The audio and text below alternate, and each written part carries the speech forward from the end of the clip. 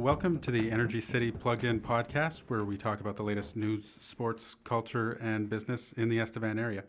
The Energy City Plugged In podcast is sponsored by Estevan Mercury Publications, Estevan's #1 source for news since 1903. My name is Corey Atkinson, and I am the sports reporter for the Estevan Mercury Publications. And joining me today is assistant coach Cutter Duffin with the Estevan Bruins, and he's been with the team for the entire year now so far. And I guess first of all, how's it been for this? I guess your first year in the SJHL. You know what? I'm enjoying it. It's not much different than the MJ. There's some differences between the leagues and the play, and the travel's a little nicer. And no, it's a great city to be in. I'm pretty excited to be here. I know we chatted right at the beginning of the year, right when day 2 of me being here, and it's continuing to get better every day here. That's great. This is your first year with the team, the first time you've had a chance to be with this franchise here. What's your impression of the franchise now that you've been here a year, and what the place in the community that you guys have? It's the fun part about it is just saying it's the Estevan Bruins. It's a storied franchise, being at 60 years for them. It's a foundation of the SJHL, and it's pretty exciting to be a part of it. And then inside the community and the fans and the corporate supporters and everybody around, it's just fantastic seeing everybody want to be involved and help and just continue to make this team successful. Okay, and one of the things that is a hallmark of this franchise now is the recent success that Chris has been able to bring, and that included the division title this year. Was that one of the goals that you guys kind of thought about going into the season, and what you wanted to have happen? You know what, a day-to-day goal is we want to come away with 2 points every night. You want to go 1-0 every day. And then from there, the big picture goals is the first step towards going into playoffs was to solidify our spot in the top 3 in the league. And that means we had to win the division. And from there, that's a checkbox that we can check off, and we still got some more check boxes to go. But yeah, it's a real good start moving into this final little stretch here. Okay, as an assistant coach, what's kind of your focus when you're sort of on the game-to-game aspects of this team? What are you working on when it comes to the Bruins? As far as my role specifically, each of us different assistant coaches have different roles, whether it's forwards or defense, and then from there, your power play and your penalty kill. For myself specifically, I spend my time at the forward end of the bench. I've been used on both ends before as well this season with adapting to different situations and where we're at.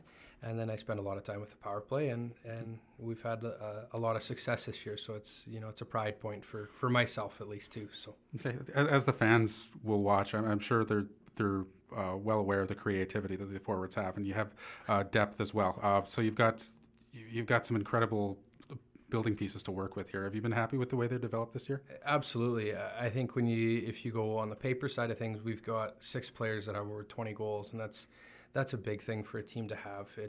It's a scary threat for any team coming into our barn, or when we go into any barn, for a team to realize they got to defend against not just one line, but 2 lines that are effective and efficient goal scoring.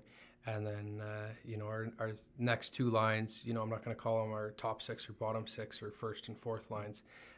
Guys have different roles on our team, so we use different lines that might not have the point production, but they're going to play big shutdown roles and give the opportunities for the guys to score. And just as much as scoring's important, we got to keep the puck out of our net. So some of our forwards make sure that's their role. So I really like watching that energy line sometimes, Davis, Mans, Martin. I mean, these guys you can tell that they have some offensive talent as well as the ability to just skate really fast and hit. I mean, is that fun to be able to put them out there? You know what, it really is. And some days, as much as it's my role as a D-op and as an assistant coach, I'm a hockey fan at heart still, and some days it is fun to just kind of stand on the bench and watch these guys and watch them succeed and put 110% in when they go on the shifts. Like you talk about those 4 guys in specific, those guys give you everything they've got every night, and they're blocking shots and getting in the way and creating some energy and tempo and they get the bench riled up and get everybody going, and then the next line comes out and they go have their shift, and it continues to build from there. Thanks very much for that break.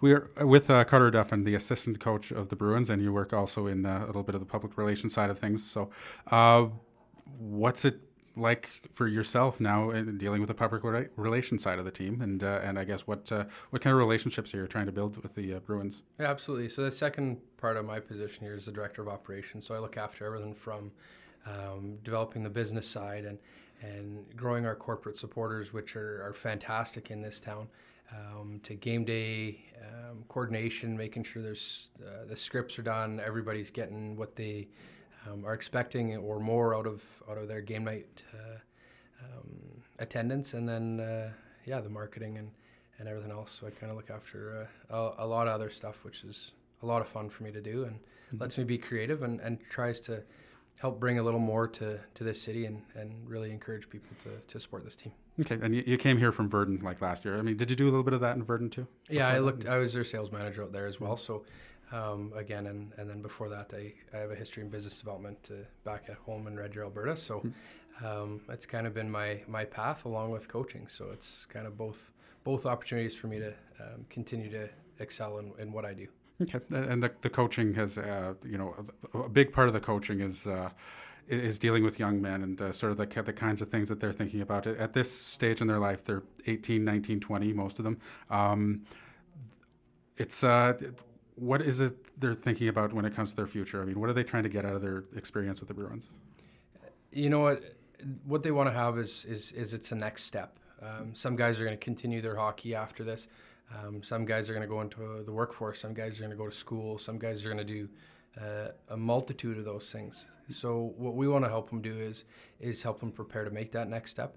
And it's not just in the hockey, but it's making sure that they are prepared for their schooling, making sure they're keeping up with whether they're getting into the workforce, that they've started to develop those relationships and the work habits with whether they stick in Estevan in the area or the guys go back home that are from outside the area. So we want to prepare them for that next step in their life as well. Okay, that's great, and that's good that you guys are able to do that. So now getting back to the hockey side of things here, there's you're with clinching the division here, you get a little bit of a break in that you get a few days where you don't have to play games or something. So what's it going to be like for you guys to sort of like end the regular season and then sort of hit the pause button, and I guess what do you do from there? You know what?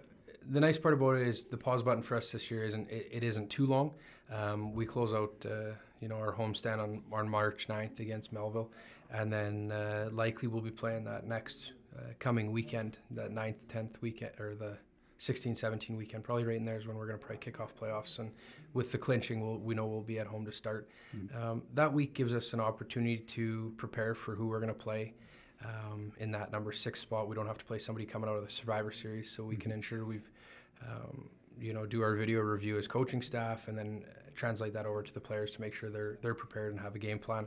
And it also lets some of the guys rest a little bit. A couple days is never a bad thing. We're still on the ice, but it lets them heal up any bruises and bangs and scuffs they get closing out the season here. And you're down to, with the injuries, I guess, that you've had, you're down to kind of 10 forwards and stuff. Is it going to be helpful to them to have that little bit of extra time off? And that's exactly it. That extra week is very beneficial for us, we feel. It allows us to prepare, and it allows us to get everybody back to 100% when we go into playoffs and give the best push that we possibly can. Okay, awesome. Well, thank you very much, Carter. You've been great today. That wraps up this week's edition of the Energy City Plugged In podcast. Thanks to Carter for joining us, and thanks to our producer, William Ackery, to our sponsor, Estevan Mercury Publications, Estevan's #1 source for news since 1903, and to all of you watching or listening. I am Corey Atkinson, and thank you again.